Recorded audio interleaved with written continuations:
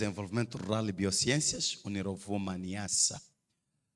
Sou moderador deste painel para esta tarde, então vou convidar os nossos oradores, começando Ibrahim Jamal, para tomar o seu lugar, por favor, aqui em frente. Ibrahim Jamal.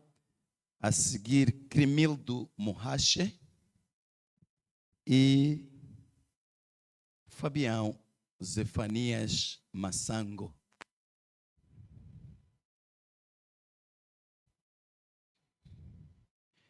Muito obrigado pela vossa presença e dou boas-vindas a todos aqui presentes. O nosso painel é sobre recursos naturais, governação e justiça econômica. E vamos ter mais ou menos 1h30, como está previsto. Agora já são 15h07, mas já comemos 30 minutos, não é? Mas vamos talvez até 16 e 16h20 ou 15, depois o momento de encerramento geral na sala em Bondeiro, é isso, né? Muito bem, então, uma pequena palavra sobre os nossos caros oradores. Ibrahim Jamal é docente de História, vinculado ao Serviço de Estado de Educação, Juventude e Tecnologia de Mambone, no distrito de Govuro.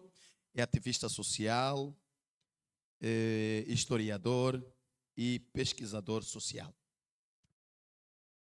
O professor Crimildo Mohache é doutor em História Contemporânea de África, docente da Universidade de Save, extensão de Machixe, e também diretor adjunto da Faculdade de Letras e Humanidades.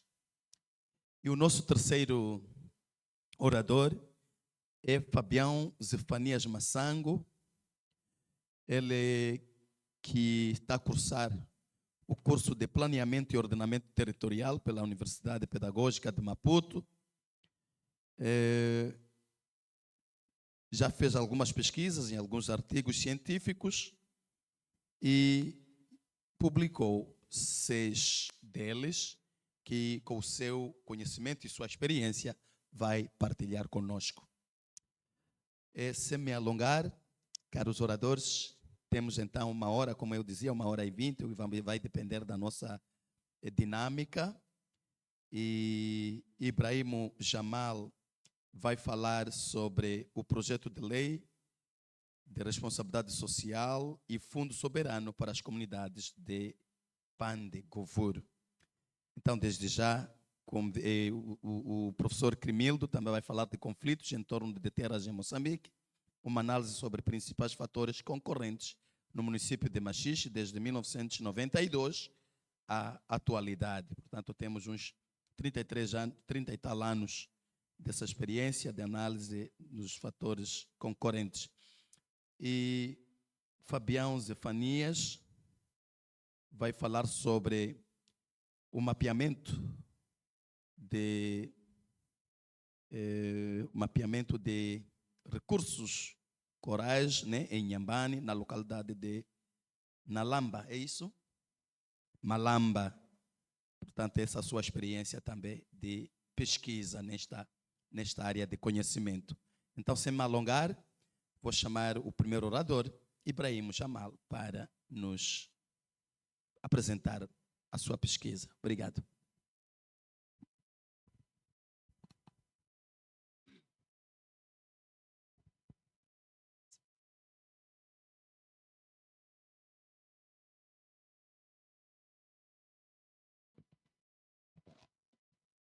Obrigado.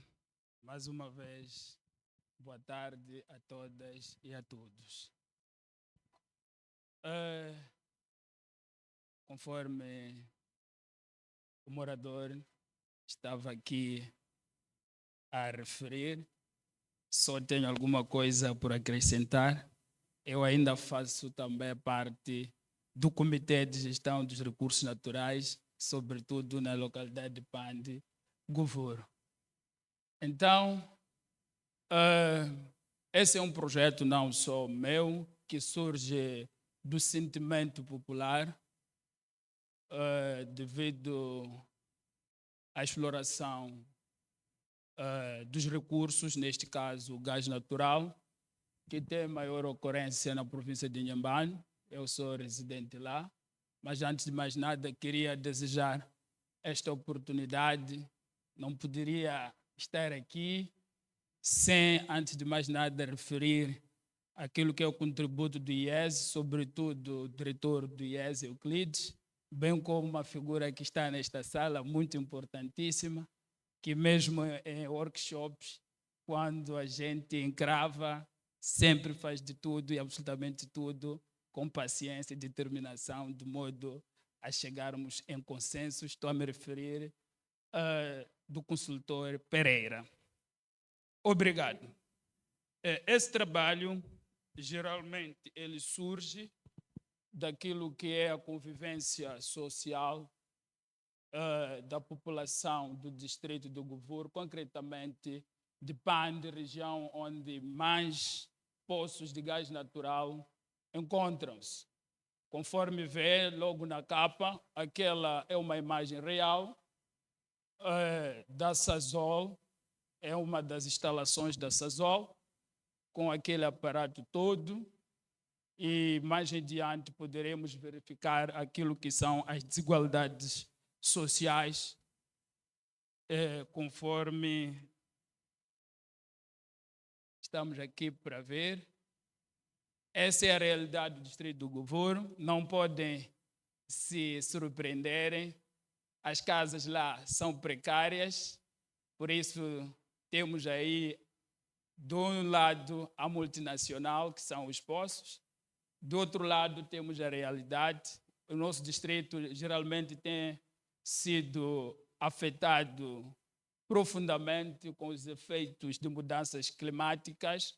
Ficamos sem saber se é devido à exploração do gás natural.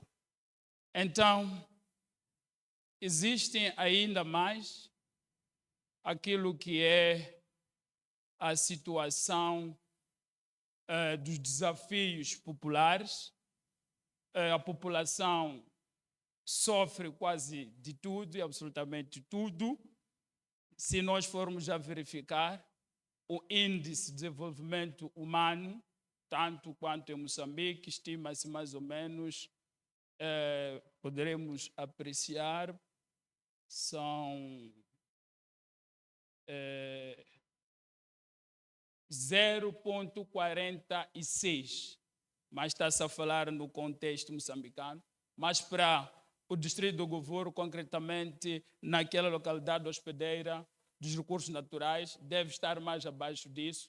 Nós ainda temos crianças a estudar no chão, nós temos ainda serviços básicos de saúde precários, as nossas unidades sanitárias ainda padecem mesmo por situações críticas. Apesar daquilo que são as próprias leis que foram revistas pelo governo, se nós formos a prestar atenção, temos o desafio na distribuição dos recursos naturais. Antes, pensava-se que com a lei que atribuía os 10% à província e os 2,75% para as comunidades hospedeiras iam mudar alguma coisa. Mas, na prática, nós não estamos a ver essas mudanças. Há denúncias também em relação à atribuição dos valores. Esses valores chegam tarde, neste ano ainda não chegaram. Mais adiante poderemos apreciar isso. É nesse figurino que surgiu não só em mim como pesquisador, mas no seio da própria população do distrito de Govoro, que fazer para podermos reverter esse cenário. Aí pensamos numa proposta de lei sobre responsabilidade social e criação de um fundo soberano, visto que o distrito do Govuro só estica a mão. Então, tem que se estudar formas realmente para poder se reverter esse cenário. O marco legal obrigatório poderia tentar amainar aquilo que são as preocupações da população. E também o Fundo Soberano, de certa maneira, poderia reduzir a taxa de desemprego, uma vez que alguns percentuais, tanto fixos, que esses percentuais poderiam sair diretamente da própria SASOL, alocados no Fundo Soberano, poderiam tentar amainar. Mais em diante, podemos verificar que, com a lei, espera-se atingir os seguintes objetivos: a redução do desemprego, a capacitação técnica e apoio comunitário, sobretudo em relação à criação desse fundo soberano, poderia, de certa maneira, fortalecer a governação, envolvendo muito mais o governo, envolvendo o Estado, bem como as comunidades, sem deixar de lado aquilo que são os objetivos do desenvolvimento sustentável. Para além disso, se nós formos na prática, vamos encontrar que várias leis já foram elaboradas, mas essas leis quase não resultaram em nada. Se nós formos a prestar atenção, para quem conhece Govuro, sobretudo a localidade de Pandi, onde hospeda lá vários e tantos poços de petróleo, poderão perceber que as leis foram com o tempo alteradas, mas como são mais abrangentes, não chegam a impactar diretamente nas comunidades. No entanto, há benefícios, sim, que a lei pode nos trazer. Neste caso, estamos a falar de desenvolvimento justo, da distribuição equitativa dos benefícios dos recursos naturais. Com esse desenvolvimento justo, espera-se a redução da desigualdade, espera-se também a criação de investimentos, sobretudo em infraestrutura. Muitos costumam acompanhar na televisão de que o troço Pambara-Save está degradado. Não se justifica que região essa que é operada por uma grande multinacional esteja, sobretudo, a infraestrutura rodoviária degradada daquela maneira. E também espera-se uma paz social nessa colaboração entre as partes envolvidas. No entanto, as metodologias para a elaboração dessa lei são diversificadas, mas esperamos maior interação entre a comunidade, espera-se também maior envolvimento do governo, do distrito, do governo, da província, bem como da própria nação, visto que os projetos que são elaborados ou os planos de desenvolvimento, às vezes tendem a coincidir com os objetivos inerentes aos 2,75%, valor esse que deveria ser alocado diretamente nas comunidades. Isto é, o Estado pode ter um programa de fazer um furo de água, o Estado pode ter o seu próprio dever de erguer uma escola, o Estado pode ter o dever de criar, apetrechar e ampliar os sistemas de saúde, e a população pode ter outras preocupações, porque uma das grandes preocupações é sobretudo, o desemprego. Os 2,75%, de acordo com a lei, deveriam ser alocados diretamente na comunidade hospedeira. Mas, no entanto, assiste-se o Estado a vangloriar, sobretudo, dos ganhos dos 2,75%, que até hoje, como não existe uma lei específica, não se sabe, são 2,75% de quanto. Mas dos trabalhos já feitos, chegamos à conclusão de que são 90 milhões, 0,7 por aí, que vão traduzir em 8 milhões diretamente que deveriam ser alocados à comunidade, mas a comunidade não tem conhecimento de que esse valor é para ela própria escolher os projetos para poder galvanizar as pequenas e médias empresas do distrito. 5 minutos. Então, queria ainda acrescentar, não vou me alongar tanto, que esse fundo pode ser extraído diretamente da SASOL para o Fundo Soberano. Sabe-se que o Fundo Soberano poderá reduzir essas anuanças entre população e o próprio governo, uma vez que aquela região ou aquela parcela sempre traz-nos alguns aspectos ligados a crises. Viram na televisão as últimas crises, sobretudo na localidade de Mangungumete. Então, a governação, essa lei vai prever exatamente sanções e vai prever objetivos diretos. Qual é o papel do governo? Qual é o papel também da própria comunidade? E as pessoas que forem mesmo a extravar essa lei poderão ser sancionadas devido a algumas negligências. Então, para materializar esse projeto, espera-se um conselho consultivo amplo da província até as comunidades, e esse conselho consultivo deve identificar os projetos estruturantes que beneficiem a própria comunidade.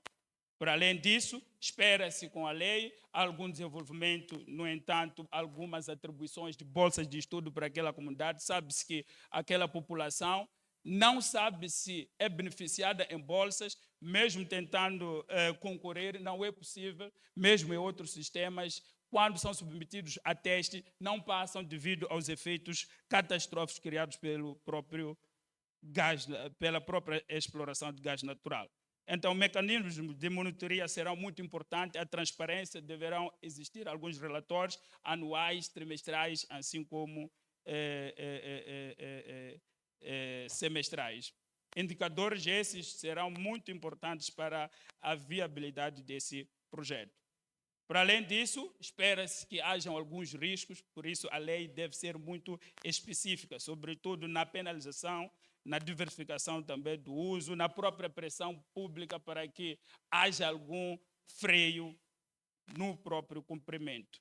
Resultados esperados, esperamos uma sociedade, uma comunidade daquela parcela do país mais ativa em relação ao desenvolvimento, à criação de emprego, ao fortalecimento da governação local, à redução dos próprios conflitos.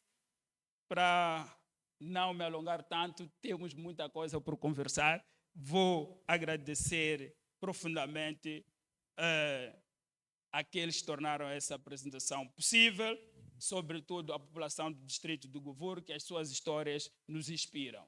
Temos muita coisa para conversar. Muito obrigado. Muito obrigado. Uma salva de palmas para Ibrahimo. Muito bem, muito obrigado. Então, Ibrahimo usou realmente 12 minutos e temos uns 3 minutos de conversa.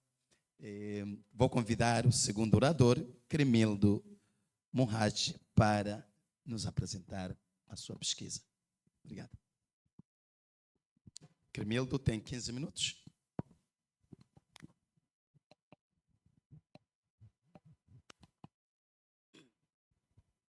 Boa tarde a todos.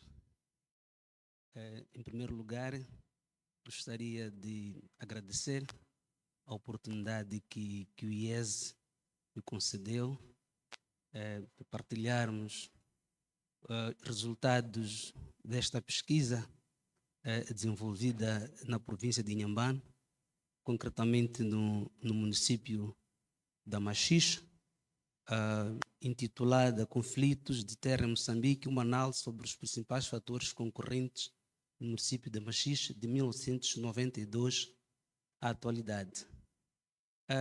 Gostaria, antes de iniciar esta pesquisa, agradecer também ao meu professor aqui presente, que juntos trabalhamos longamente na produção deste estudo que hoje aqui estamos a partilhar. Muito obrigado ao professor Colin, que está aqui presente, e trabalhamos juntos. Bom, a apresentação terá esta estrutura, portanto, uma contextualização, e vou falar da ocupação da terra em Machixe até a independência, portanto, principais conflitos oficialmente documentados até 1972, conflitos de terra em Machixe de 1992 à atualidade, e os mecanismos de resolução de conflitos de terra, e, por fim, uma pequena conclusão.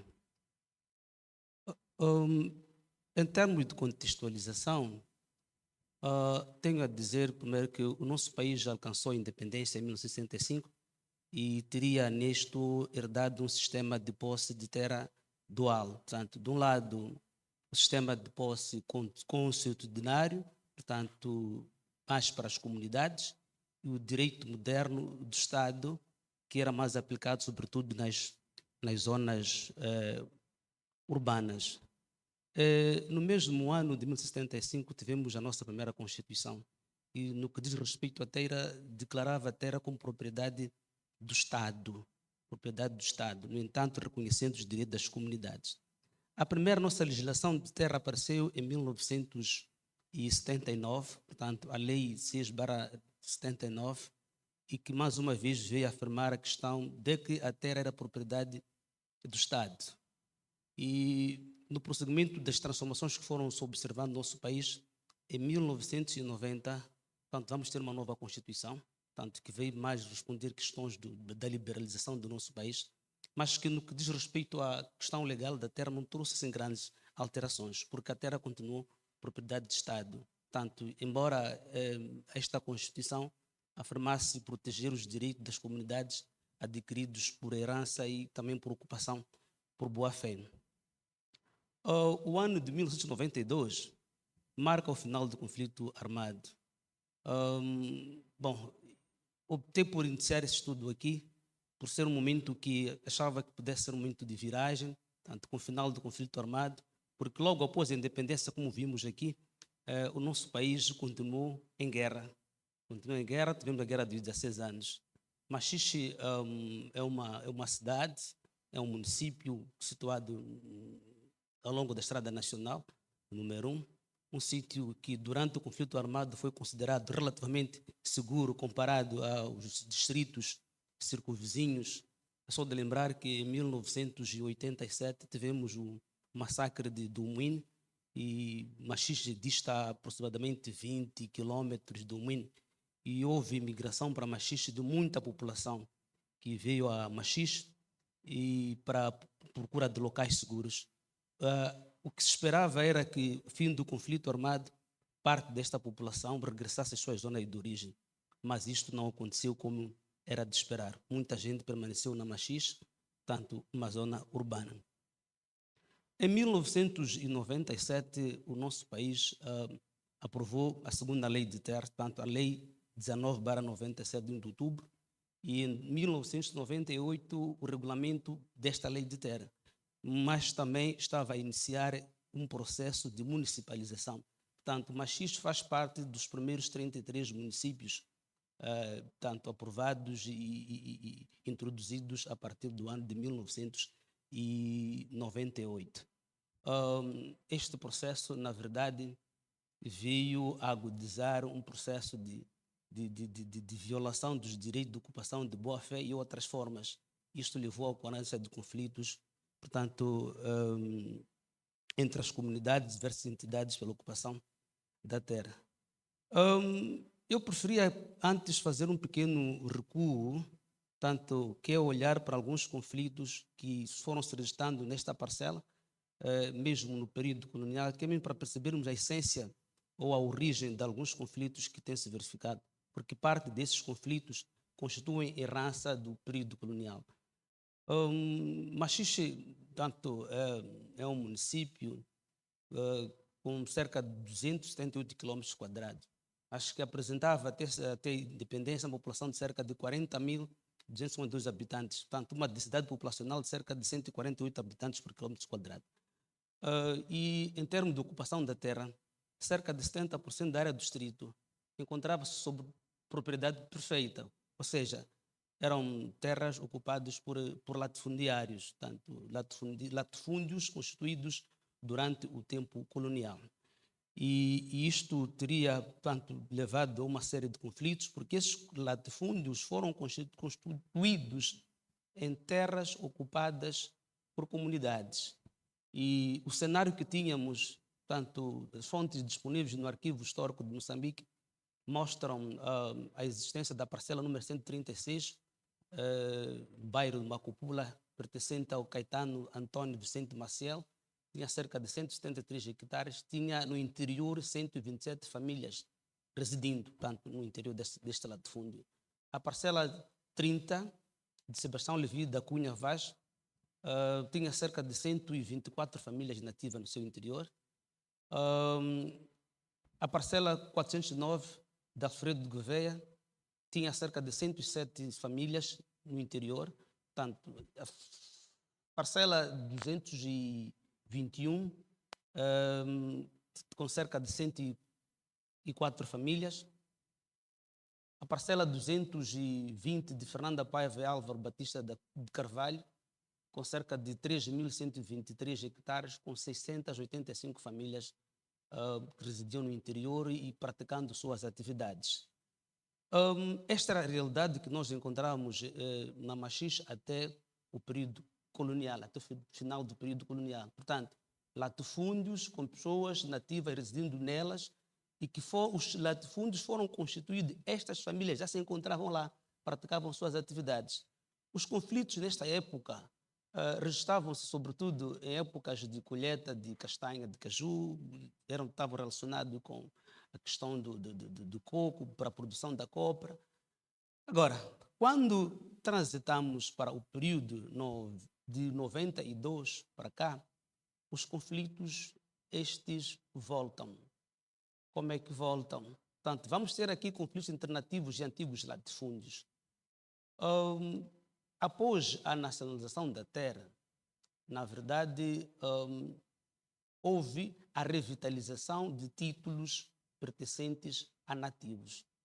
É neste contexto que nativos que se encontravam nos latifúndios, quando viram que suas parcelas tinham passado para novos proprietários, e estes proprietários sendo moçambicanos, vai surgir aqui um conflito entre estes antigos residentes que apresentam evidências como campas, suas residências, já há bastante tempo, com os novos ocupantes. São questões que têm levado à violência. Parte desses conflitos continuam até a data hoje em bairros como Macupula, Barane, Bato. Há conflitos entre municípios populares. Os conflitos entre municípios e o município popular, dizia, aparecem como resultado do ordenamento territorial do pós-guerra. Portanto, havia uma necessidade de reorganizar a urbe, havia necessidade de criação de novos bairros, e este processo acabou levando à eclosão de conflitos com moradores, com nativos a exigirem indemnizações sobre suas residências, sobre suas benfeitorias. Há aqui um conflito que se registra até os dias de hoje, sobretudo tanto nos bairros de expansão, por causa de um mecanismo que tem sido adotado pelo município local, tanto na criação de novos bairros. Sabemos todos nós que os municípios não possuem terras, as terras pertencem às comunidades, mas havendo necessidade de criação de novos bairros, há um processo de negociação. Um dos processos de negociação tem sido adotado e que é muito criticado pelas comunidades que consideram isto usurpação de terras, tem a ver com o parcelamento em que o município atribui às comunidades, aos nativos, 70% dos terrenos ou dos talhões e 30% para o município. Este princípio é bastante contestado porque, segundo as comunidades, estes 30% correspondem a uma usurpação de terra. Estamos chorando um conflito recentemente, um conflito antigo, mas que nos últimos dias atingiu proporções alarmantes com a destruição de uma infraestrutura erguida na orla marítima de Machixe, numa área considerada de proteção parcial, mas é uma obra que foi erguida há mais de 20 anos, permaneceu ali, e o atual, tanto o edílio ou a atual direção da idilidade da Machixe decidiu pela demolição deste edifício. E este é um assunto que tem vindo a fazer correr muita tinta nos últimos tempos no município. Há também conflitos entre cidadãos e empresas públicas. Um dos conflitos que foi muito relatado, tanto envolvendo cidadãos e empresas públicas, esteve relacionado com a extensão da corrente elétrica pela empresa Eletricidade de Moçambique, e tanto da cidade de Xaxai até Lindela, Massinga e outras partes, que este processo não tem sido acompanhado por uma indemnização efetiva, sobretudo nas benfeitorias das comunidades.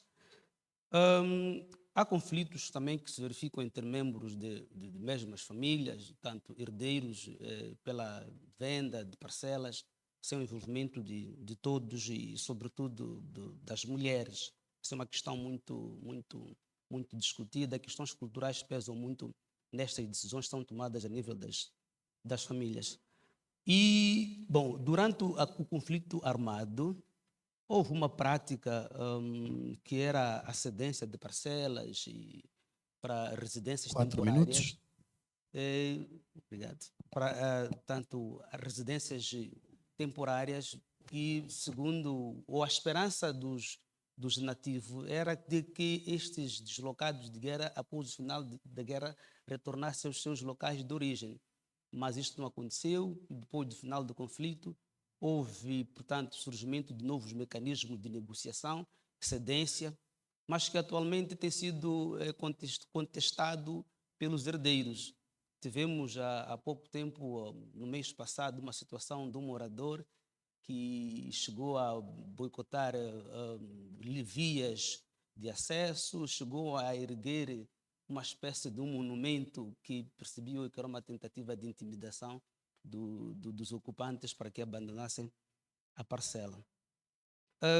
Tanto há disputas por limites e benfeitorias em várias partes da cidade. Há aqui, portanto, parcelamento de parcelas alheias, porque nem todos os indivíduos que abandonaram a região ou voltaram a tempo útil, suas parcelas têm sido ocupadas com envolvimento até de autoridades municipais, o que nos leva a acreditar que o mercado de terras existe em Machixe e isso é uma realidade. Agora, em termos de mecanismo de resolução, na verdade podemos encontrar dois principais mecanismos. Os mecanismos judiciais, mas estes têm pouca credibilidade, as pessoas não acreditam muito, portanto, neste mecanismo. Já tivemos casos de julgamentos realizados, mas que as sentenças não foram levadas a sério, que o conflito continua lá. Os mecanismos extrajudiciais têm se mostrado os mais eficazes, tanto que consistem nas negociações, essas que são mediadas pelas estruturas locais. O terceiro mecanismo, bom, é mais uma intermediação que é feita pelos grupos dinamizadores, secretários de bairro e alguns técnicos do município. Não sei se ainda tenho tempo. Ainda tenho.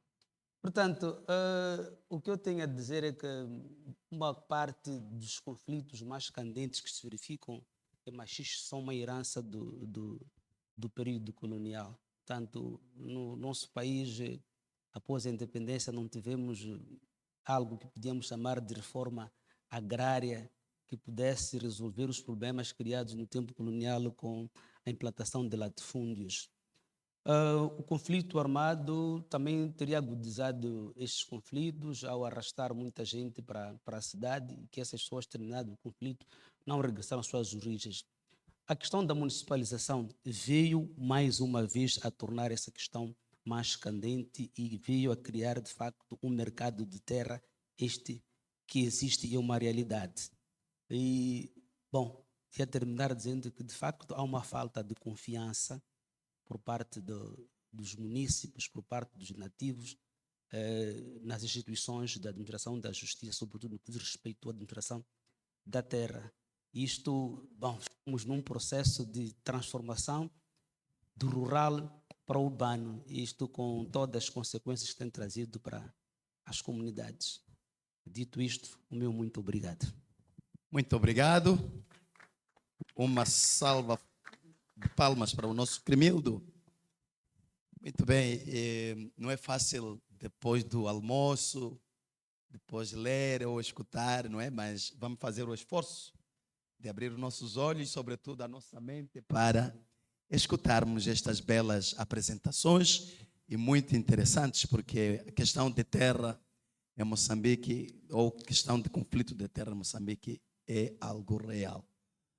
Então, para já quase terminarmos com as apresentações, vou chamar o terceiro orador, Fabião, para tomar o seu lugar e nos presentear com a sua pesquisa.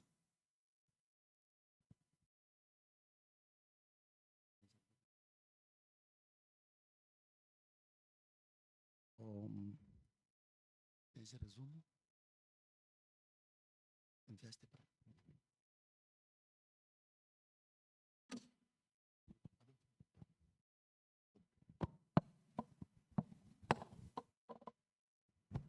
Muito obrigado. Vamos ter alguns minutos para o Fabião, então, nos fornecer a sua apresentação. Enquanto isso acontece, podemos nos levantar para poder fazer um pequeno exercício. Pequeno exercício. Vamos nos levantar. Muito bem, vamos nos esticar, esticar, esticar. Esticar, é bom esticar os braços para cima, para o lado. Saúde ao teu irmão, ao seu lado, o seu vizinho, sou saudar. Seu vizinho, saúde ao seu vizinho. Isso. Muito bem, então podemos tomar os nossos lugares. Enquanto já estamos quase. Muito bem, Fabião, já conseguiu achar a sua apresentação? Já? Muito bem, então Fabião vai nos apresentar sobre mapeamento, não é? Mapeamento de terra rural em Inhambane, localidade de Malam. É isso. 15 minutos. Esta coisa.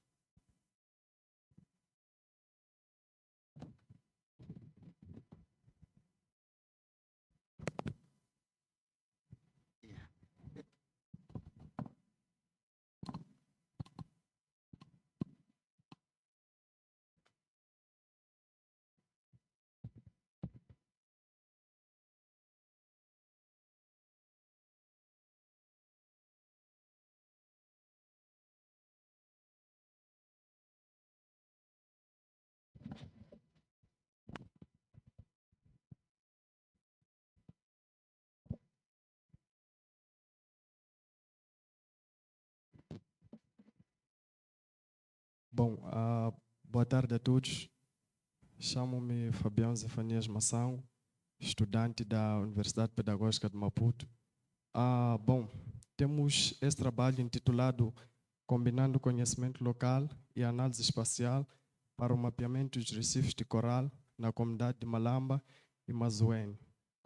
Para dizer que essa linha de pesquisa, né, que tem a ver com o mapeamento de recifes de coral, é a minha primeira vez, né, a desenvolver uma pesquisa de gênero, pois surgiu da curiosidade que tive com a interação com a comunidade local durante a minha estadia lá em Inhambane, pois estava a participar de um projeto de gestão costeira e acabei percebendo que há um grande déficit proveniente da comunidade em relação ao que diz respeito a os locais, né? Os locais onde há ocorrência de recifes de coral, porque se cada vez mais que tentava recolher sensibilidade de cada pescador ou cada membro da comunidade, eles davam informações diferentes e a ideia desse trabalho é tentar dar aquilo que é o parecer da comunidade, que seria uma integração entre os conhecimentos empíricos da comunidade, bem como aquilo que é o conhecimento científico. O trabalho ele tem como essa pequena estrutura, que é a introdução, objetivos, metodologia, referencial teórico, desenvolvimento e referências bibliográficas. Bom, para dizer que a costa moçambicana, ela na verdade, ela está, posso dizer que a costa moçambicana ela é composta por uma diversidade de recursos naturais. E ao longo da costa, no que diz respeito a costa moçambicana, tem uma costa extensa e muito rica em aquilo que diz respeito aos recursos naturais. Para dizer que o desenvolvimento do mapeamento fez com que os mapas tornassem-se didáticos e particularmente tornassem-se dedicados a aspectos particulares da superfície terrestre, como forma de trazer isso de uma forma mais simples e resumida para a percepção de muitas pessoas. Para dizer que colocamos ou delimitamos como objetivos da mesma pesquisa, que é melhorar o georreferenciamento e a conservação dos recifes de coral em Inhambane, combinando aquilo que é o conhecimento local e a análise espacial.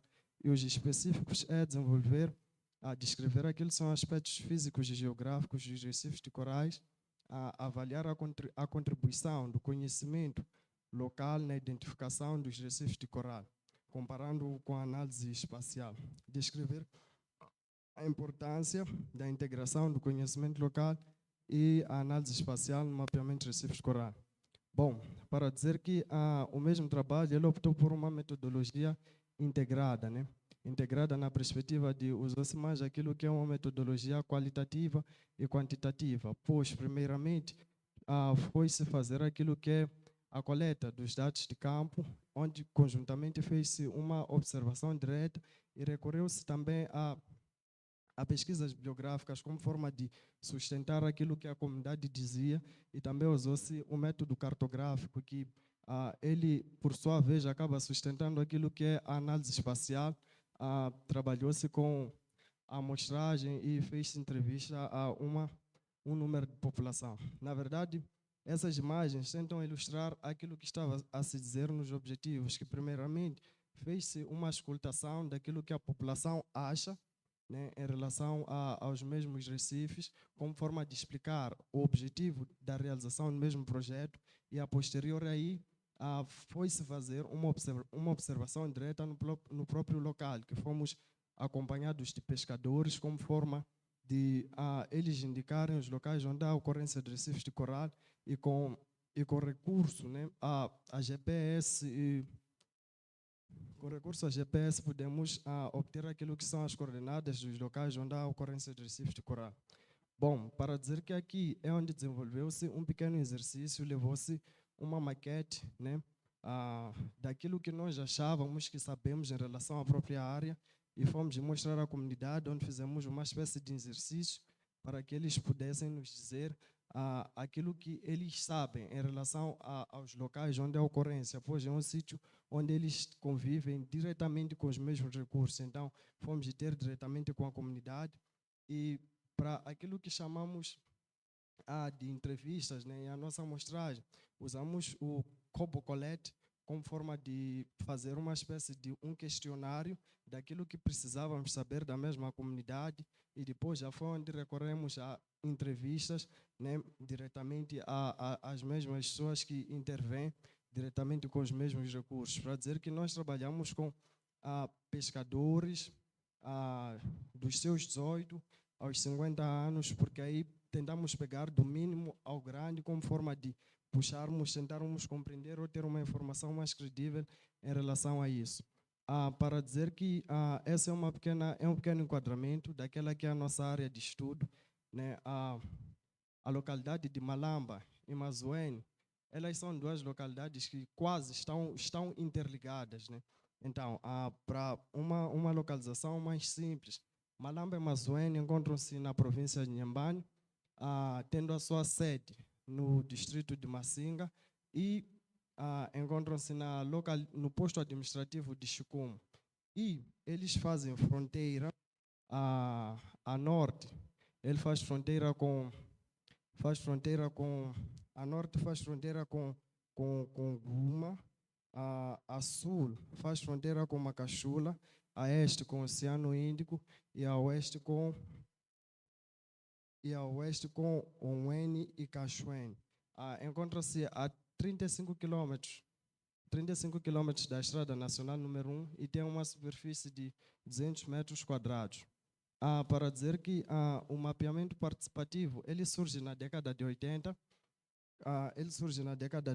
que tinha como objetivo, né, desenvolver projetos inicialmente na área rural e ao decorrer do tempo, nos anos 90, foi onde começou-se a se implementar aquilo que são os sistemas de informação geográfica, quando começou-se a se usar o GPS, entre outros softwares. Para dizer que o que torna o mapeamento participativo é porque ele primeiro busca obter aquilo que é o conhecimento que é informado e primoriza o uso da toponia local, como forma da mesma comunidade perceber aquilo que são os nomes locais que estão a atribuir aos mesmos sítios. E para dizer que, de um jeito mais simples, estaríamos a assumir que mapeamento participativo é um tipo de mapeamento que baseia-se no auxílio das comunidades. E também estaríamos a dizer que recifes de coral são ecossistemas marinhos altamente diversificados, ricos em recursos naturais e de grande importância ecológica, econômica e social. Essa definição é dada por Ferreira em maio de 2007. Para dizer que a caracterização físico-natural, né, dos recifes do coral, podemos assumir que os recifes de coral eles têm uma profundidade que varia dos 0 aos seus 30 metros e a sua topografia apresenta bancos rasos e encostas íngremes e uma rocha consolidada. E para dizer que, como forma de validação daquilo que a comunidade estava a dizer em relação aos locais onde há ocorrência do mesmo recurso natural, como dissemos que primeiramente fomos fazer aquilo que chamamos de validação no campo da auscultação que fez a comunidade, fomos ao próprio campo e, com base na auscultação que recolhemos, tivemos que desenvolver um mapa batimétrico, que esse mapa batimétrico tivemos que ir ao mar através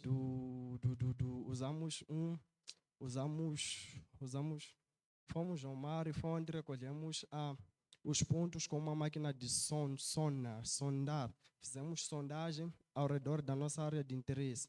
E ao fazer sondagem na nossa área de interesse foi onde conseguimos desenvolver um modelo de elevação digital que o mesmo conseguiu nos possibilitar aquilo que é o desenvolvimento de um mapa batimétrico, onde podemos perceber que com as curvas de nível, né, que tem aí, conseguimos perceber os sítios onde a elevação é um pouco, onde há maior elevação e os locais mais profundos. E depois disso, acho que teve uma pequena falha, mas esse era o nosso mapa final.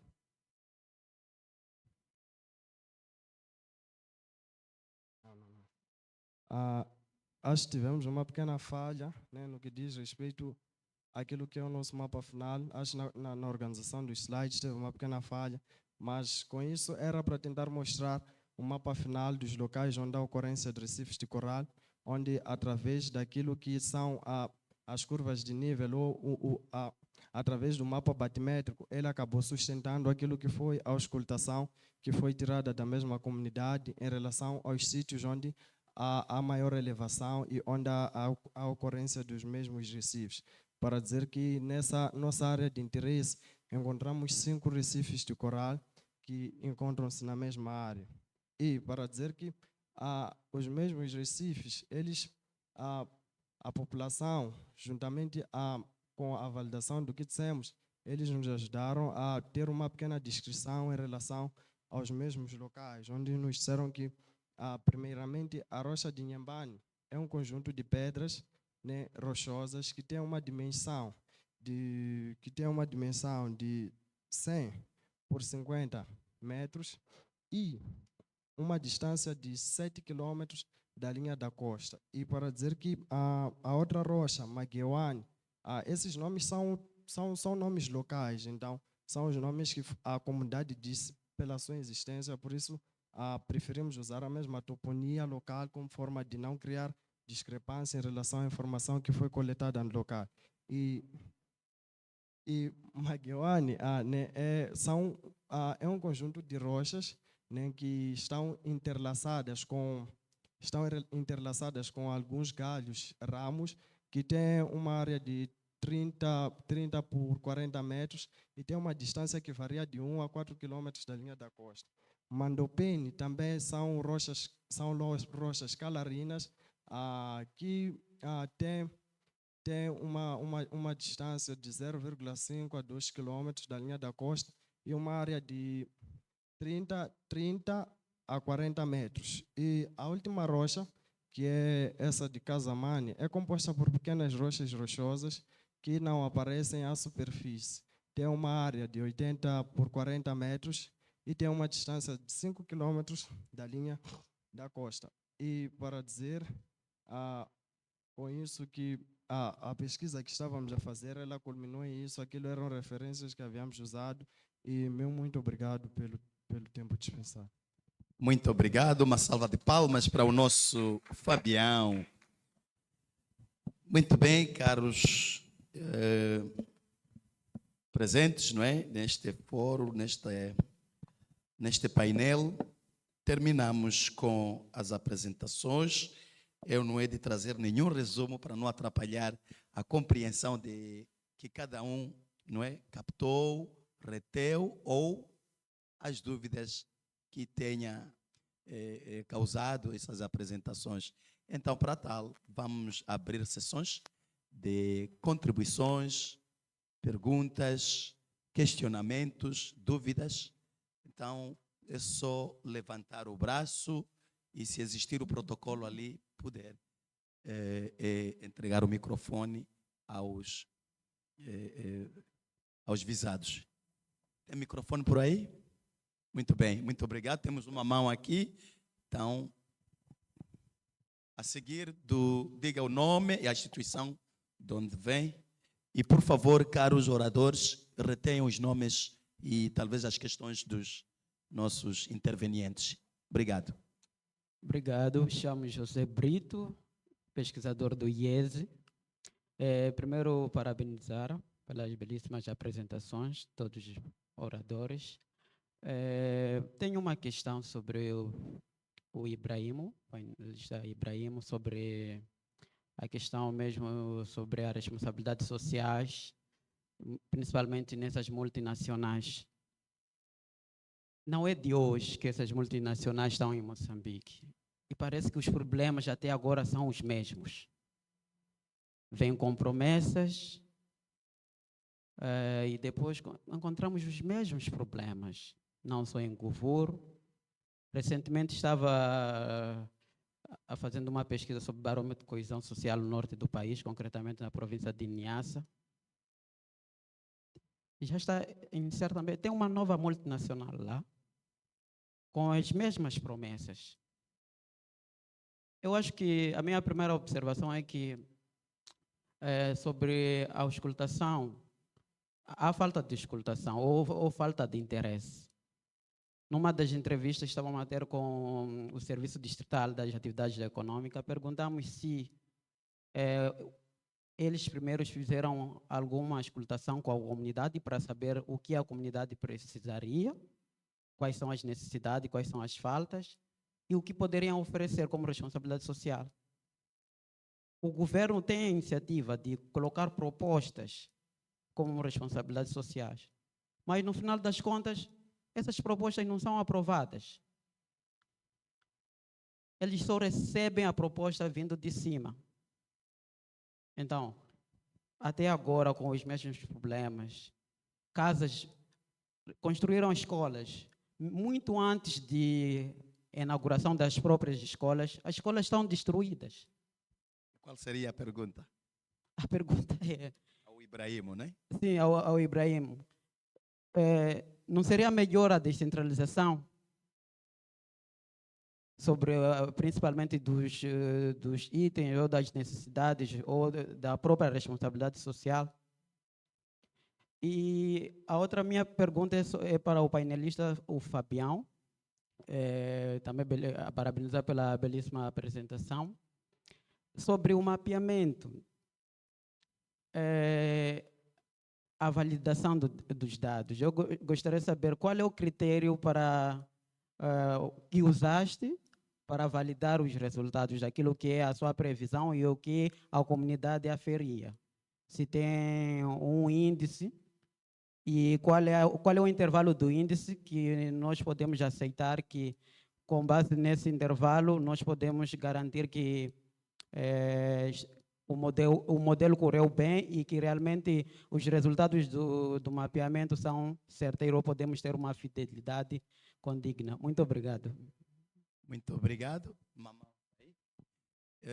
Sintam-se à vontade, se querem sentar, não há problema, mas se querem levantar para sair no vídeo, porque o homem de câmera quer realmente a vossa cara. Mas fica à vontade. Okay. Muito bem, professor, Pode vamos. ser assim, não? Boa tarde a todos. Meu nome é Crescêncio Pereira. Então, eu trabalho para uma empresa de consultoria chamada Atar, baseada aqui em Maputo. E também sou pesquisador associado ao IESE num projeto sobre transição energética e engajamento cívico. Então, eu queria colocar só interesse-me sobre questões de ação coletiva, movimentos sociais, na relação com a justiça climática. Então, eu queria colocar uma questão mais geral aos colegas, talvez os dois primeiros, que era para ver como é que as comunidades locais encontram espaços, estabelecem parcerias e fazem valer as suas vozes na defesa dos seus interesses, quer no âmbito da responsabilidade social e corporativa, quer em relação também ao acesso à terra.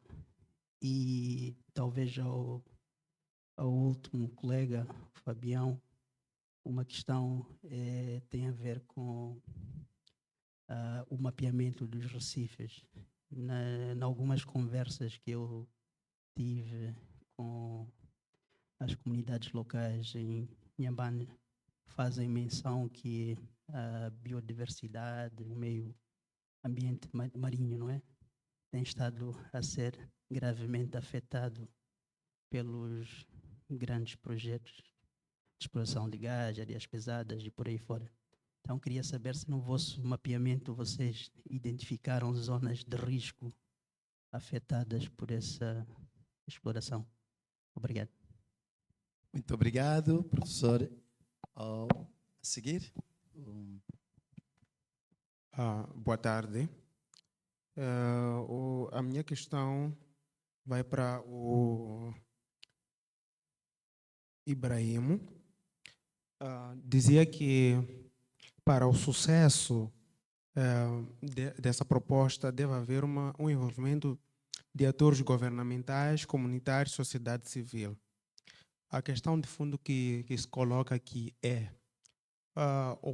o grande problema é o Estado, o governo, neste caso da província, decidir quer construir um hospital, enquanto que a comunidade acha que não quer um hospital, ou aqueles fundos devem ser usados para beneficiar, por exemplo, vamos lá, a comunidade que está à volta do projeto, ou devemos pensar na responsabilidade social numa vertente mais da própria província, desenvolver a própria província onde o projeto se encontra implantado, sob o risco também de tentarmos resolver um problema e ir criando outro maior. É uma comunidade que está a se revoltar hoje, amanhã é a província inteira. Então, como solucionar estes problemas que até então ainda não existem com a sua proposta? Obrigado. Muito obrigado. O seu nome, por favor? O Ibrahim quer saber. Eu chamo-me Salvo Shirinza. Salvo Shirinza. Sim. Muito obrigado. Uma mão, professor Colin, por favor. Obrigado, sou Colin Dash. Claro que essa questão é para o Dr. Crimildo, cuja pesquisa, evidentemente, eu conheço relativamente bem, mas eu gostaria que ele, se ele podia, explicar um pouco mais a sua opção para a periodização do seu estudo. Se eu entendo bem, é antes da independência e depois o outro período é pós-92. Mas isso é uma periodização que vem do topo. E se ele podia explicar um pouco mais quais eram as dinâmicas internas de economia política de Machixe, que podia também informar o nosso entendimento desses desenvolvimentos. A minha outra questão é um pouco mais básica. Por que Machixe? Se, evidentemente, porque tinha acesso fácil, é residente de lá, mas também eu gostaria, se ele pode pronunciar, se for um caso típico desses tipos de lutas de terra, ou ao nível provincial, ou talvez ao nível nacional, ou foi um caso excepcional. Obrigado. Muito obrigado, professor Colin. Mais uma intervenção para serem 5. Já temos 4, 5. Obrigado. Moisés? Muito obrigado. Bem, a minha intervenção é um comentário em relação à primeira apresentação, que relaciona-se com a questão do Fundo Soberano. Eu penso que é preciso tentar estabelecer um caminho que ligue a questão do Fundo Soberano com a questão do distrito. Percebi que havia ali um conjunto de ideias sobre como é que o distrito pode se desenvolver, mas a minha compreensão sobre todos os instrumentos de gestão relacionados com o Fundo Soberano é que não existe essa ligação ainda bem estabelecida, pelo menos do ponto de vista legal. Então, o desenho do Fundo Soberano, havendo iniciativas ao nível distrital que acha relevantes que sejam trazidas a debate, então talvez seja bom lá no comitê de gestão, lá na comunidade, tentar puxar ou elevar a voz para que sejam ouvidas ao nível de decisão. E entendo também que a questão não pode se limitar só ao gás, porque há vários outros recursos que vários distritos ao nível nacional possuem, que podem ser incorporados nesta questão do Fundo Soberano. Então, talvez refletir sobre o que é que nós realmente valorizamos, que vale a pena nós termos uma ideia de poupança para as outras gerações. Muito obrigado. Muito obrigado, Moisés. Temos 5 intervenções. Queres a sexta ou podemos começar com as respostas? Obrigado. Bom, obrigado mais uma vez. Todas as perguntas aqui foram pertinentes e carecem realmente de alguma análise, mas vamos dar algumas respostas na medida do possível. Nas ciências sociais não temos respostas cabais, todos os dias estamos a trazer mais elementos corporativos. Vou começar logo com o José Brito. Ele questionava a questão da responsabilidade social. Os problemas não só acontecem em Inhambane, acontecem também em algumas parcelas do país, em Tete, acontece também em Cabo Delgado, que está nos remetendo a uma guerra. Quem sabe, talvez Deus vai ajudar para que esse fenômeno não se alastre até a província de Inhambane. É importante fazermos alguma menção de algumas leis.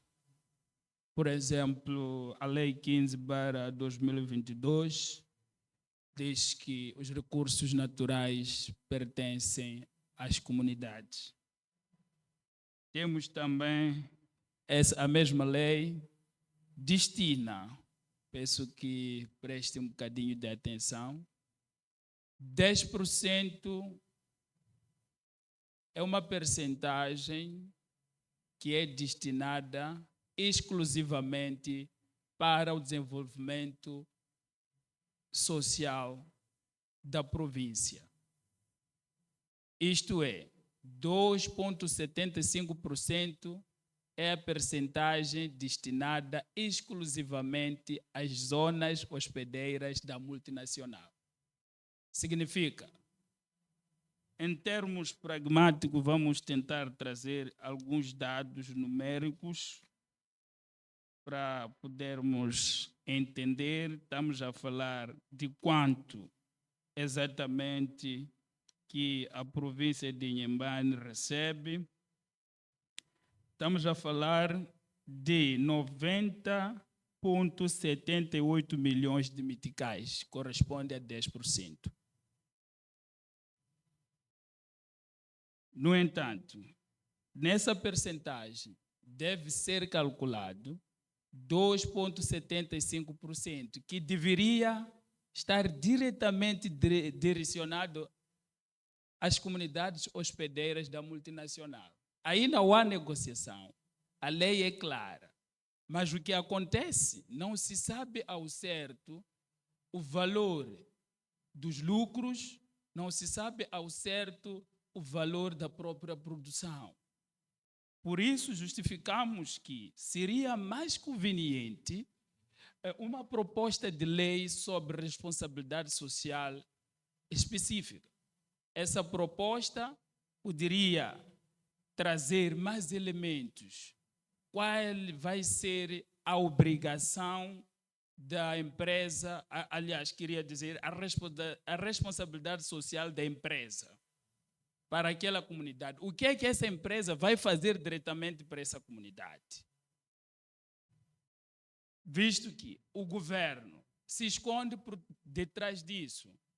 Se às vezes culpamos as multinacionais, enquanto não tem realmente culpa, visto que ainda não existe uma lei específica de responsabilidade social. É questão de entendimento, de memorando, mas uma proposta de lei específica seria importante para poder amainar essa situação. Não sei se ficou feliz.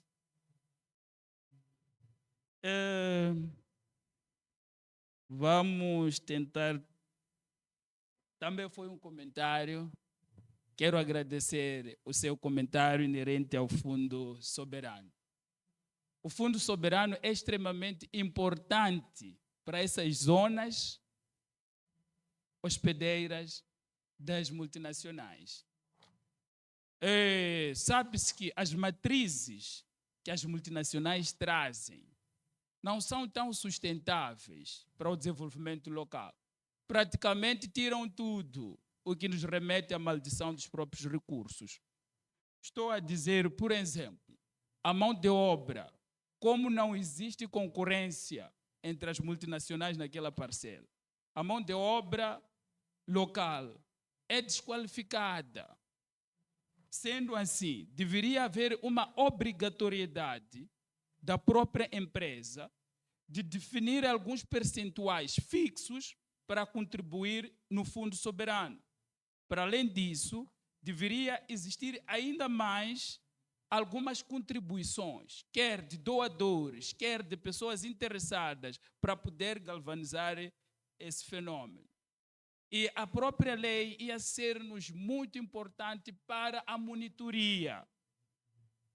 Tivemos um fundo soberano em Angola, que chegou também à falência, mas a Noruega é líder, é exemplo para o mundo na implementação desse fundo. O fundo poderia, de certa maneira, identificar áreas específicas de atuação, sobretudo na seleção de projetos estruturantes, visto que o problema do Govur não é o mesmo problema de Cabo Delgado, não é o mesmo problema de Tete. Govur precisa de uma boa estrada, precisa de uma infraestrutura rodoviária para poder facilitar a própria movimentação de pessoas e bens. Enquanto Cabo Delgado pode ter outra preocupação. Por isso, uma lei específica e de responsabilidade, aliás, um projeto Queria dizer, o Fundo Soberano específico, exclusivamente para aquelas localidades é de extrema necessidade. Outra questão, como as comunidades é do Dr. Pereira. Como é que as comunidades encontram um espaço? É muito simples. As comunidades, para encontrar um espaço, é preciso que haja inclusão. Só que o que acontece nos dias de hoje, as pessoas que são selecionadas mesmo para poder... Agora vamos estar a selecionar alguns projetos inerentes aos ADLs que constituem os acordos de desenvolvimento local. As comunidades ou as pessoas que poderão estar lá são as pessoas indicadas por o governo. O governo traz alguns critérios de seleção. Não deveria ser assim, tinha que existir algumas assembleias populares a selecionar pessoas idôneas, pessoas que realmente representam os seus interesses, a fazerem parte na seleção ou na monitoria, bem como na própria escolha de projetos estruturantes. Acho que tudo quanto a mim. Muito obrigado.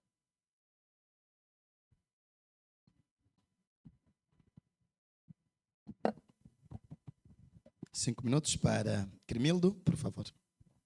Bom, boa tarde mais uma vez. Gostaria de comentar um pouco a respeito da questão colocada pelo colega Pereira sobre se as comunidades têm encontrado espaço no que diz respeito ao acesso à terra. Bom, de uma forma geral, o mecanismo que mais funciona no acesso à terra é o extrajudicial. O município não possui terras. É por essa razão que eu, no final, disse: olha, o mercado de terra existe e funciona.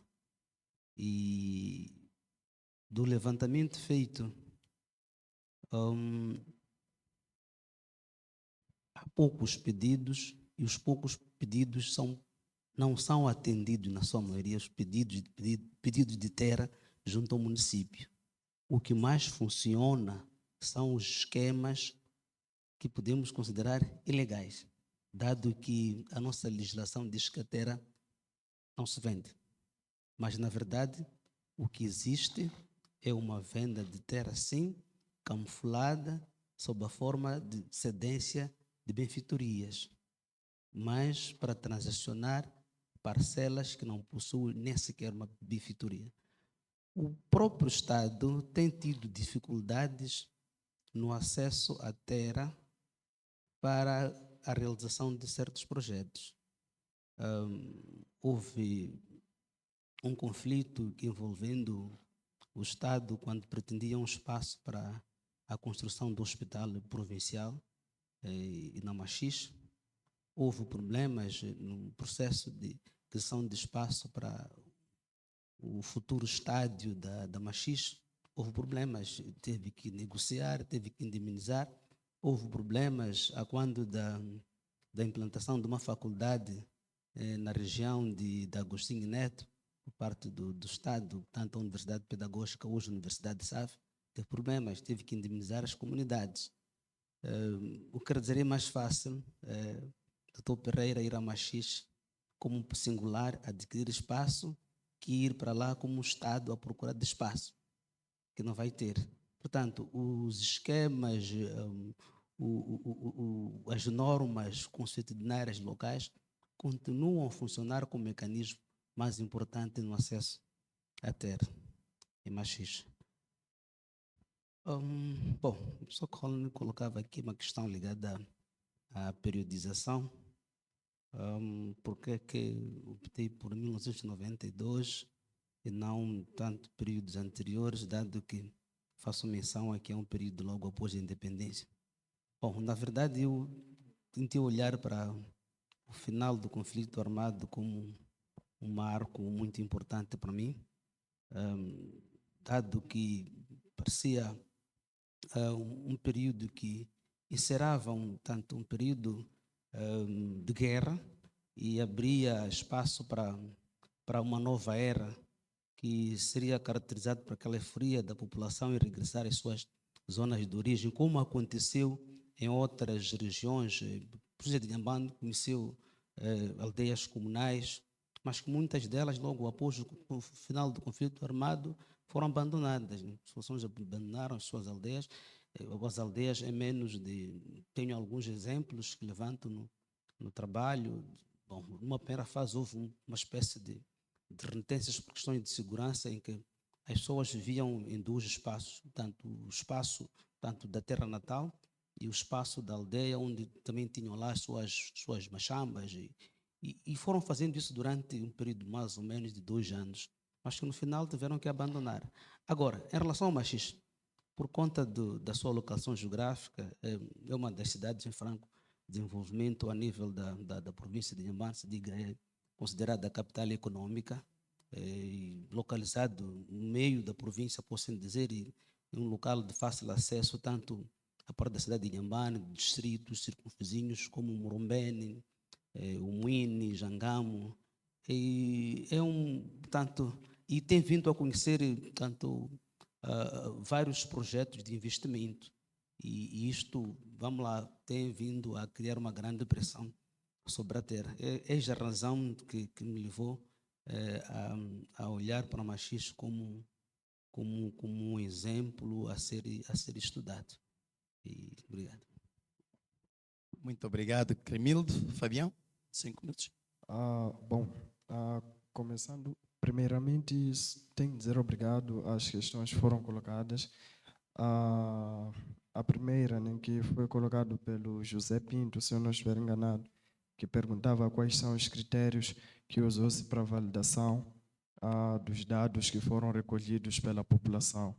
Para dizer que, primeiramente, ao fazer-se aquilo que é a recolha dos dados, que foi aquilo que eram as sensibilidades da população em relação aos seus conhecimentos empíricos, nós depois fomos aos locais, juntamente com alguns pescadores, que foram mostrar que aqui é um ponto, porque era um ponto abstrato que eles chegavam, mostravam e diziam que aqui é a ocorrência de recifes de coral.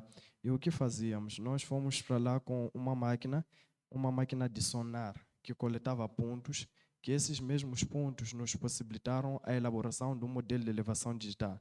E o mesmo modelo de elevação digital, ele foi culminar com um dos mapas que mostrei, o mapa batimétrico, que ele mostrou aquilo que são mostrou a geomorfologia da nossa área de estudo, onde através da geomorfologia que nos foi mostrado, podemos perceber que ali, validando aquilo que a população estava a dizer, era um ponto de validação, porque depois, recorrendo às referências bibliográficas, acabávamos vendo que há uma convergência em relação ao que eles diziam, juntamente com a análise que foi se fazer no terreno e também exatamente, acho que só para não me perder. E também a segunda questão, acho que foi colocada pelo Dr. Pereira, para dizer que, na verdade, em relação a locais de risco, sim, foram identificados, porque primeiramente, as comunidades, a comunidade ou as pessoas que foram inquiridas disseram que, por um lado, houve uma redução daquilo que são os recursos pesqueiros, pois sabemos que os recifes de corais são habitats de recursos pesqueiros. Eles disseram que, de um tempo para cá, houve uma redução daquilo que são recursos pesqueiros. A quantidade que tiravam antes como pescadores não é a mesma que tiraram no período que foi se fazer a mesma pesquisa.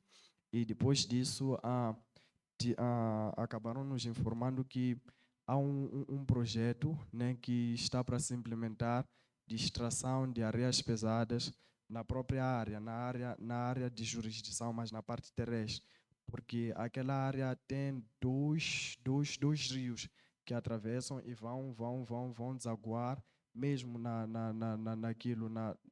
mesmo na área, nos limites da área em que fez o estudo. Já também acho que esse também seria um dos fatores de risco, que não só estarem a reduzir pela sobrepesca e também durante esse período, esses fatores que levantaram, também podem vir também a voltar a reduzir. Um dos fatores de risco pode ser essa implementação dessa pedreira, que acabará trazendo aquilo que são impactos negativos para o mesmo local.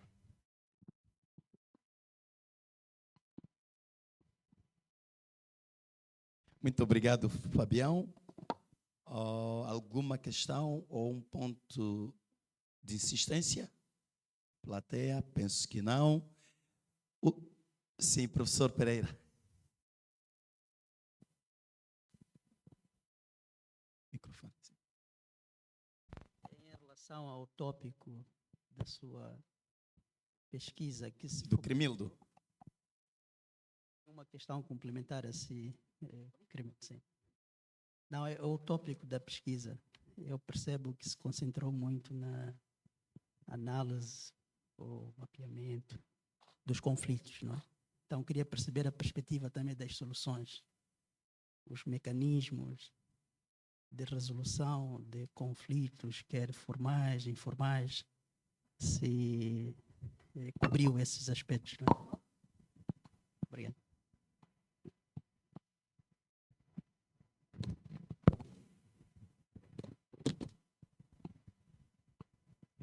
Ainda sobre os conflitos, também tenho um comentário que é também uma questão, não é?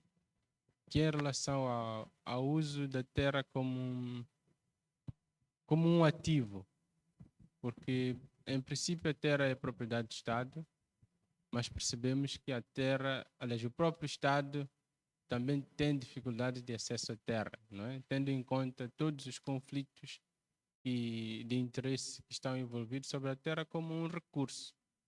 Então, num debate que tem fundo soberano, tem questões de subsistência das famílias, acho que talvez seria importante puxar esta reflexão sobre como é que podemos melhor usar a terra, não é? Então, se temos famílias que dizem, pá, eu sou pobre, mas tem hectares de terra que, se tivessem um valor específico, saíam da pobreza. Então, que tipo de reflexão podemos puxar para fazer melhor uso deste recurso? Obrigado. Obrigado, Moisés. Mais alguma insistência? Sim, Bernardino. Microfone, por favor. Sim, a minha insistência, o meu comentário vai mais para o Ibrahim.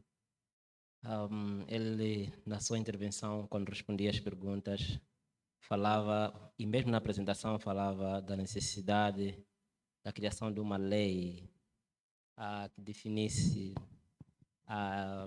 basicamente a questão da responsabilidade social, porque são 2,75, mas a questão que levantava era 2,75% de quê, né? Eu aí volto a falar um pouco do comentário que houve em relação à réplica desse tipo de experiências em outros projetos. E a história mostra basicamente que a tendência tem sido a mesma, que as populações locais não se beneficiam, como mostrou muito bem na sua apresentação. Eu tive o privilégio de fazer uma pesquisa sobre a questão dos reassentamentos em Tete, e estas questões também sobressaíram, não é? E uma das propostas que eu faço no estudo é, por exemplo, por que não pensar na questão da descentralização fiscal em contextos de exploração mineira ou exploração de recursos naturais? Porque muitas das vezes o problema é, e acho que o Brito fez menção, muitas das decisões são tomadas ao nível central, não é? As receitas são pagas a nível central, mas, na verdade, quem conhece as necessidades das populações, o dia a dia das populações, são os governos locais. E uma das reclamações, por exemplo, no caso de Moatize, o município, por exemplo, reclamava, ok, quem paga as estradas que estão sendo danificadas na área municipal?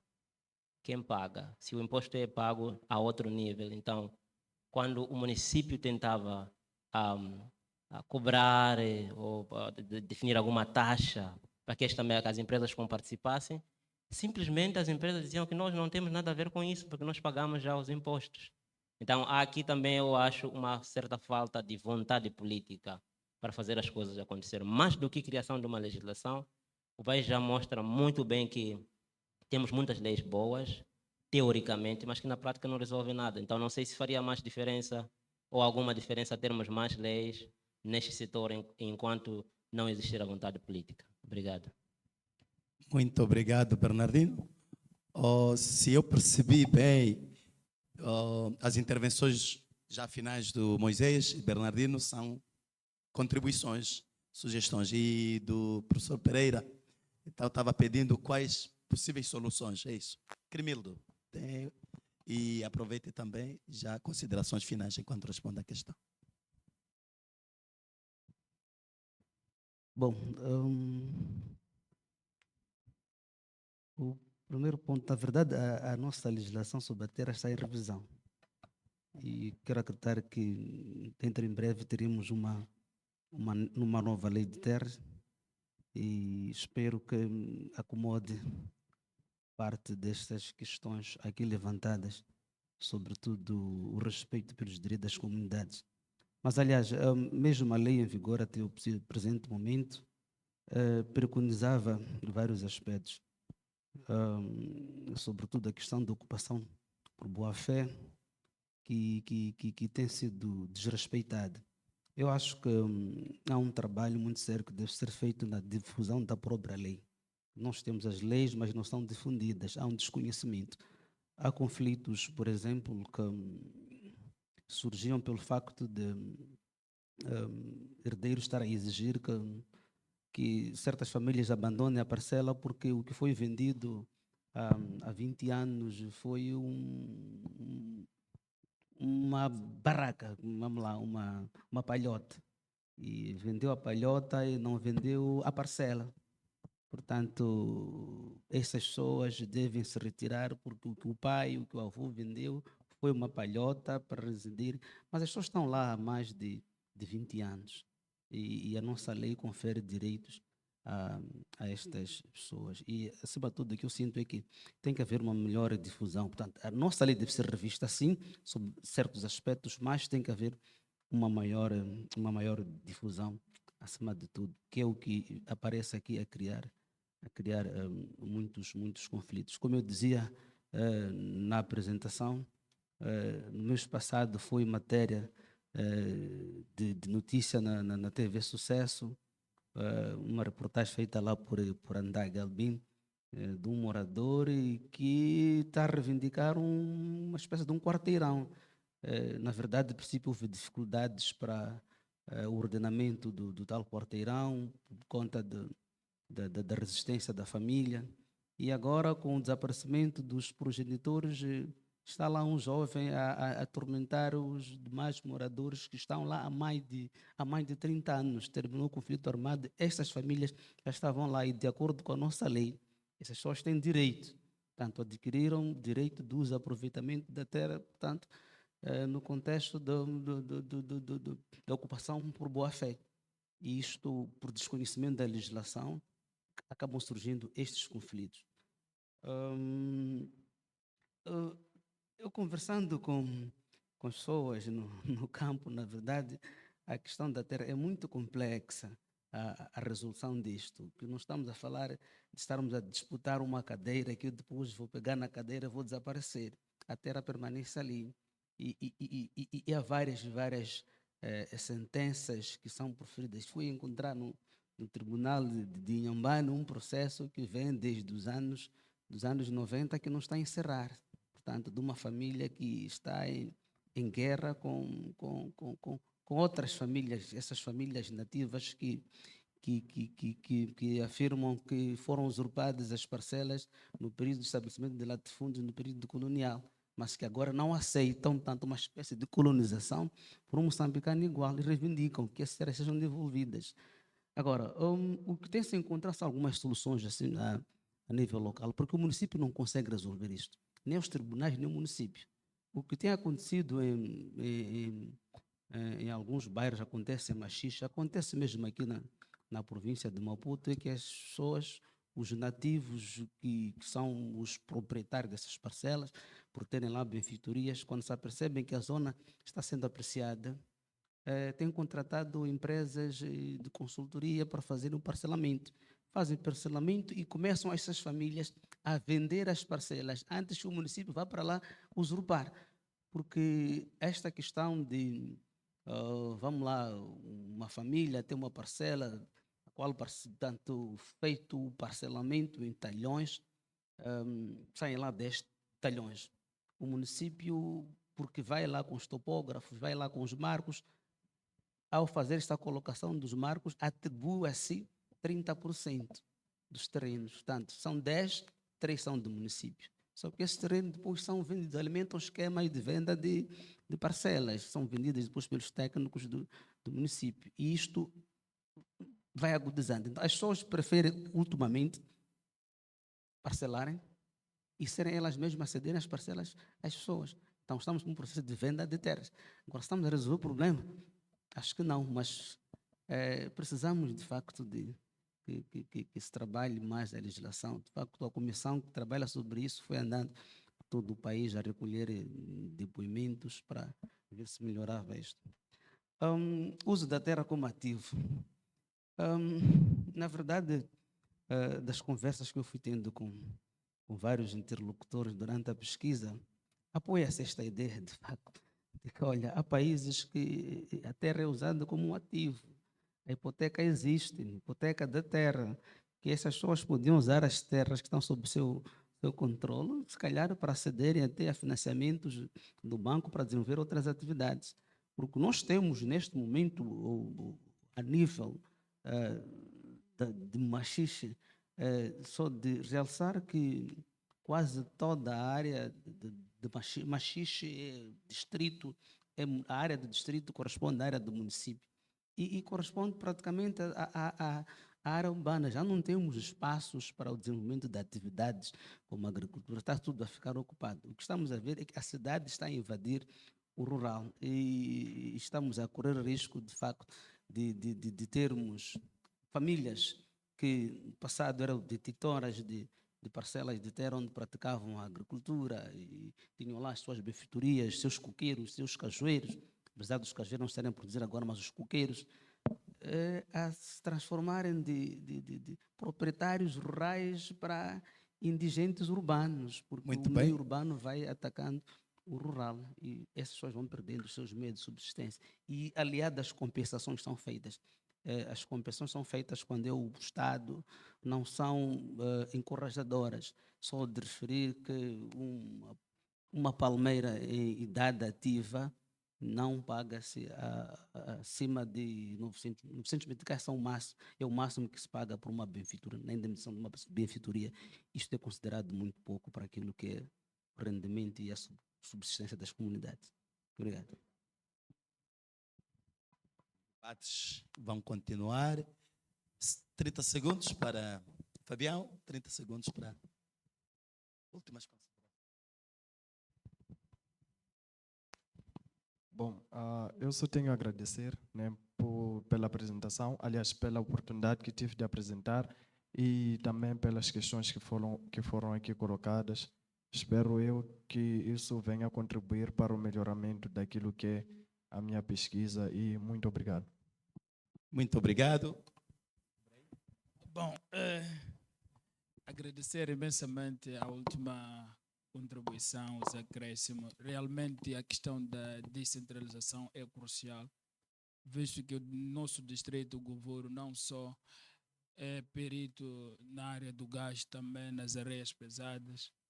Então, se os fundos realmente serem geridos ao nível distrital, poderia prover mais serviços e mais bem-estar social. Muito obrigado.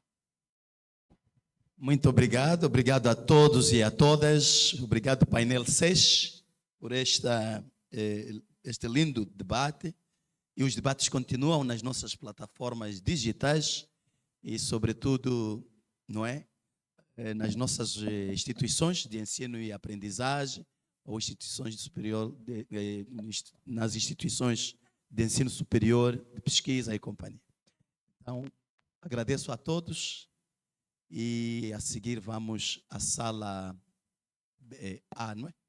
B, sala B ou Embodeiro, para últimas considerações e o encerramento deste grandíssimo e abençoado evento. A todos, muito obrigado. Uma forte salva de palmas para este painel. Muito bem, então como somos poucos, Ibrahim está a propor uma foto de família, não faz mal. Vamos lá em frente. Somos poucos, uma foto de família.